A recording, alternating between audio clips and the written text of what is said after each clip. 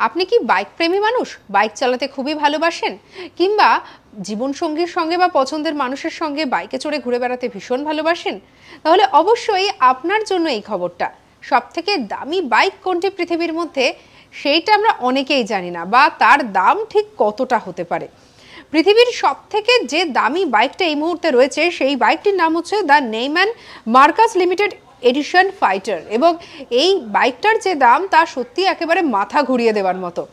এই বাইকটির দাম হচ্ছে 11 মিলিয়ন, যা ভারতীয় মুদ্রায় যদি দেখা যায় তা হচ্ছে 91 কোটি টাকা হচ্ছে এই বাইকটার দাম। এই বাইকের অবশ্যই বেশ কিছু বিশেষত্ব রয়েছে, আর বাইক প্রেমীদের কাছে অনেকের কাছে এই বাইকটি হচ্ছে স্বপ্নের বাইক।